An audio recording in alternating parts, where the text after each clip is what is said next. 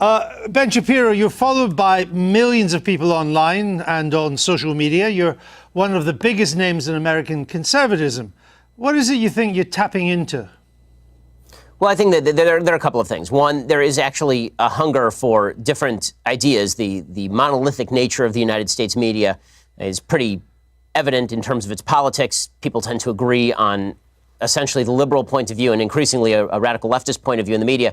And obviously, I speak in response to that. At the same time, I try to provide an honest take on the issues of the day, and that means that I am not beholden to the Republican Party, for example.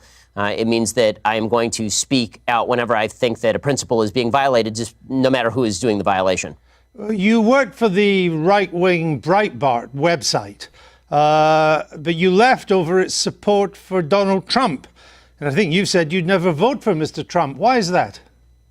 Well, in 2016, the Breitbart made a hard turn in favor of one particular candidate, and that's their prerogative. Lots of publications have an editorial point of view, and Breitbart was one of those. The reason that I left Breitbart specifically was because of an incident in which a Breitbart reporter, a female reporter, was grabbed on the arm by Corey Lewandowski, then the campaign manager for President Trump, and was bruised on the arm, and then Corey Lewandowski proceeded to lie about it, and Breitbart proceeded to throw its own reporter under the bus, suggest that she was lying or making this up. And at that point, I determined that I could no longer work for a publication that wasn't even willing to stand up for its own reporters, and instead would throw those reporters under the bus in favor of a candidate that it sought to back. Haven't you lost your battle for the Republican Party, though? Isn't the Republican Party now the party of Trump? No, I mean, I think that the Republican Party is always the party of whomever is the president, technically speaking. But in terms of who are the sort of the thought leaders inside the conservative movement, who are the people who are driving a lot of the discussion inside the conservative movement, I don't think that's correct at all. I think that most Republicans see President Trump as a vehicle for their policy preferences, but that doesn't necessarily mean that they agree with all of his personal foibles or the way that he behaves or the things that he says. And I think a lot of Republicans respond in anger to the media attacking President Trump, mainly out of a reactionary and half-appropriate upset that the media seem to have a double standard when it comes to covering certain politicians. I'm interested that you think there's a thought movement inside the Republican Party.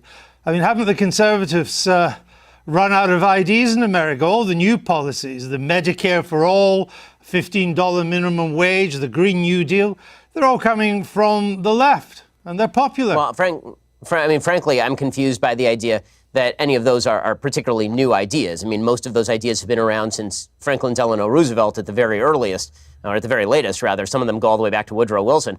But the idea that new ideas are absent in the Republican Party is obviously untrue. We have a very strong debate that goes on inside sort of the conservative halls of intelligentsia about what is the appropriate action to take with regard to the medical system. Should global warming be considered a real threat, or should global warming be considered something that technology will solve? And if so, what are the best aspects of solving that? Now, there's a rich intellectual debate on the right about nationalism versus patriotism, for example, or populism versus free marketeerism.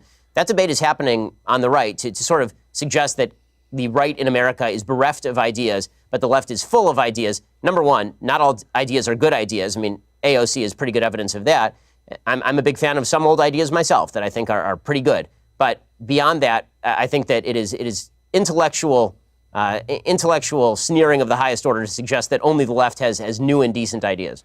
Some of the ideas that are popular in your side of politics would seem to take us back to the Dark Ages. Georgia, new abortion laws, which you are much in favor of, that a woman who miscarries could get 30 years. A Georgian woman who travels to another state for an abortion procedure could get 10 years. These are extreme, hard policies.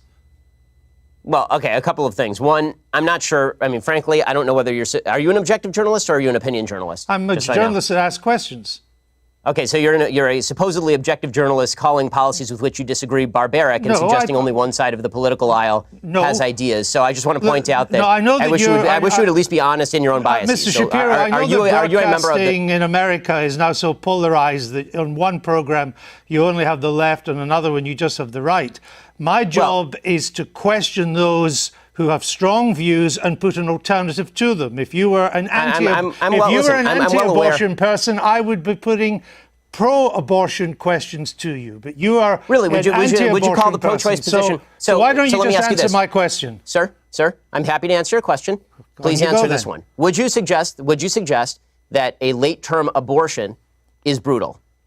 I'm not taking a Is it view a on brutal this issue. policy I'm to allow asking late-term you the abortion? questions. Sir, you just suggested that the pro-life position is inherently brutal and terrible, so I'm asking you, as an objective journalist, would you ask the same question to a pro-choice advocate by calling their position brutal and horrible? What I'm asking you is that why is it that a bill banning abortions after a woman has been pregnant for 6 weeks is not a return to the Dark Ages? What's your answer? My answer is something called science. Human life exists at conception. It ought to be protected. Now, back to my question to you. You purport to be an objective journalist. BBC purports to be an objective down-the-middle network. It obviously is not. It never has been. And you as a journalist are proceeding to call one side of the political aisle ignorant, barbaric, and sending us back to the Dark Ages. Why don't you just say that you're on the left? Is this so hard for you? Why can't you just be honest? Mr. Seriously, Shapiro, it's a serious question. Mr. Shapiro, if you only knew how ridiculous that statement is, you wouldn't have said it. So let's move on. Would you vote I for think Mr. it's pretty evident from your own questions exactly what you are, sir. Would you vote for Mr. Trump in 2020? I'd certainly consider voting for Mr. Trump in 2020, just like I'd consider voting for anybody else in 2020. But didn't you once say that you'd never vote for him? I said that I wouldn't vote for him in 2016. And then I wrote a column for National Review explaining the conditions under which I might change my mind. You're a culture war warrior. Isn't he largely on your side? You wrote once it was unlikely he'd appoint conservative judges to the Supreme Court. He has. Right. So you were wrong. I like many of President Trump's policies, even if I still have serious reservations about his personality and character. Do you think there's a Democrat that could beat him in 2020? Sure, I think there are several Democrats who could beat him in 2020. Who would have the best chance? I think that Joe Biden is likeliest to beat him, considering that he has significant appeal in a lot of the Rust Belt, in places like Pennsylvania, Michigan, Wisconsin, the places that President Trump needs to win to retain the presidency. And Joe Biden also has a long history in politics, which means that the American people already have sort of a preconceived vision of him. President Trump, as a campaigner, is very good at dragging unknowns through the mud, or at exposing details about people that are previously sort of covered up. But when it comes to Joe Biden, he's been well exposed for a very long time. Most people know him, and he's not nearly as unpopular even going in as Hillary Clinton was in 2016. So if it was a close race between Mr. Biden and Mr. Trump, you would, from what you say, I think, probably go for Mr. Trump. Yes, I would vote for Mr. Trump if it were a race between Biden and Trump, because I think that the damage that President Trump has done to the country on a character and rhetorical level has already been done and cannot be undone. I don't see it as getting worse day by day. That is the new status quo, unfortunately. Now the question becomes which policies I would most like to see enacted, and Trump's policy preferences are closer to my own than Joe Biden's are. Now, you're a star of new media, of conservative new media. You and others on the left and the right, you position yourselves as supposed tellers of hard truths. But haven't you all just really coarsened public discourse in America and exacerbated its divisions? You know, it's kind of odd to be hearing about me coarsening public discourse when you call policies you disagree with brutal and bringing us back to the Dark Ages, sir. The point, I don't want to return to it, but the point was to put a position for you to reply to it. And I thought we'd covered that. I put think some of the points too, because on your videos, characterization of issues is part of the problem in the coarsening of public debate. Well, maybe it's also part of your problem too, because we have from your YouTube videos, Ben Shapiro destroys the abortion argument. Ben Shapiro destroys transgenderism and abortion. Is that not a kind of coarse public discourse? Well, are those videos labeled by me? I have no idea. But why are you picking out? Why are you? I have a question. Why are you picking out random YouTube videos put up by people who are not me? Are you and then attributing the titles to me? Are you unhappy with the way they've been described? I think that people can describe me however they please. It's a free country, and I'm all in favor of a public debate. If you watch the actual clips, they are generally civil conversations between me and somebody who disagrees with me. You say in your new book, you suggest that America's largest struggle at the moment is, quote, the struggle for our national soul. We are so angry at each other right now. And I think that's true. I've just returned from the United States. But aren't you part of the problem with the way you go about your discourse, not the solution? I think we can all do better in our discourse, but the fact that I've reached out to so many people across the aisle to have conversations with them is pretty evident. The fact that I was willing to walk from a publication that was paying me money over principle is pretty evident. The fact that I've called out President Trump, a member of a party of which I am a member, repeatedly when I think that he has done things that are immoral, I think is decent evidence that I'm looking at least for a civil conversation. Well, as you say in your book, you say that there's quite a key phrase, we are so angry at each other right now.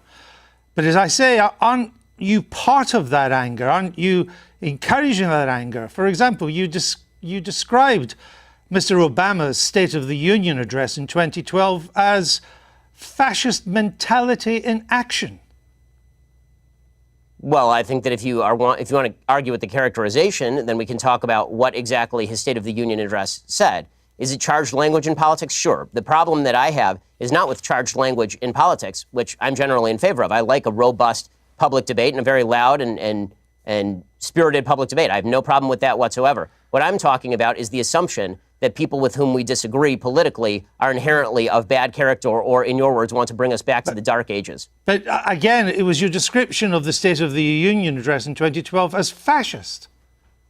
The wording of President Trump's 2012 address was bad and wrong. That's all. There are plenty of things that are bad and wrong, but it doesn't make them fascist. Well, I suppose that's true. But if you would like to, again, if you'd like to read me the column out loud, I suppose I can critique it for you. Oh, well, again, with Mr. Obama, you said, and you're Jewish yourself. I only mention that because to put this in context. The Jews who vote for Obama are, by and large, Jews in name only. Ginos, you call them.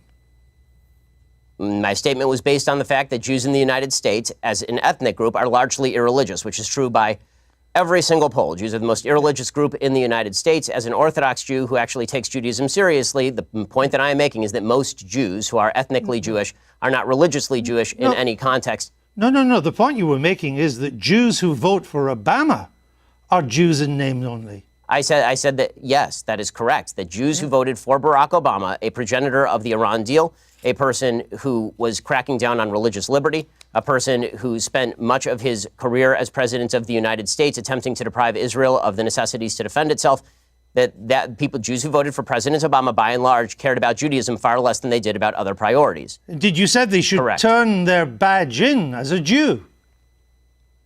Yes, I believe that if you are somebody who takes Judaism seriously, that comes along with ideological commitment. I mean, I guess. Also, I hope you're having fun, by the way, going through every old tweet that I've ever sent to try and do gotcha questions. But if you'd like to have a discussion about my general philosophy or things I've done in, say, I don't know, that's 2012, so it's now 2019. If you'd like to discuss something I've done in, say, like the past 5 years, why don't we do that? How about that? Because your book is a criticism of how angry America is and how America has to do better. And I'm simply I have an entire list on my website, sir. On my list, I have an entire website of dumb, bad things that I've said. I'm simply trying to point out some of the things you've said that seem to me to help to stoke that anger. For example, you said Israelis like to build, Arabs like to bomb crap and live in open sewage. Well, as I say in an article entitled, here's a list of all the giant, bad, dumb things I've ever said. Was that dumb? Yes, that's a dumb tweet. And not only, but it is also important to mention that the next few tweets clarify that tweet is specifically referring to the Hamas leadership, which, by the way, a BBC I've seen is relatively reticent to condemn. No, actually, it wasn't. What you went on to do and say, you are correct about the slur on Arabs. It's not all Arabs that want to live in open sewage and blow things up. It's just Palestinians. You went on to say. It says the ones who take sides against Israel in the Israel-Palestinian conflict. Population is rotten to the core, you went on to say. Not Hamas, the Palestinian Arab population. I say that by poll numbers, they elected Hamas. They educate their children in school that Israel should be obliterated, sir. I guess. If you want to read, honestly, this is a giant waste of time in the sense that the entire interview is designed for you to shout slogans or old things that I've said at me. I don't see how this forwards the debate. You talk about undermining the public discourse. It seems to me that simply going through and finding lone things that sound bad out of context and then hitting people with them is a way for you to make a quick buck on BBC off the fact that I'm popular and no one has ever heard of you. There are not many bucks to be made on the BBC, unlike American broadcasting, Mr. Shapiro. The point I'm trying to make is that your words are highly designed to produce the consensus and understanding that the book seems to want to produce. That's my point, that you write about, Judeo-Christian culture and so on, but so much of what you've said in the past would seem to turn its back on Judeo-Christian culture? You're lecturing me on Judeo-Christian culture after you call the pro-life position barbaric? I just Really? asked you a question. And I asked you a question. You failed to answer a single one of mine. Frankly, I find this whole thing a waste of time. If you want to read the book and critique the book, why don't you read and critique the book? If you want to critique me, you can think whatever you want of me. Why don't you frankly, just try and I don't answer care. the I don't frankly give a damn what you think of me since I've never heard of you. And I've never heard of you until I briefed myself for this. But that's not the issue. You have a Then new why the hell book are you out, interviewing and me, it's an interesting book. But my point is, your book claims that Well, it'd be nice if you would quote it from time to time. Your book is, well, actually, I've done so several times, and I'm about to do so again, if you would let me just finish the question. Your book frankly, I don't claims think that this, society honestly, is turning its back sir, on Judeo-Christian values. Yeah, What are those values? What are the values it's turning its back on? I'm not inclined to continue an interview with a person as badly motivated as you as an interviewer. So I think we're done here. I appreciate your time, sir. All right. Thank you so much. Thank you for your time and for showing that anger is not part of American political discourse. Now, Mr. Shapiro, we'll say goodbye.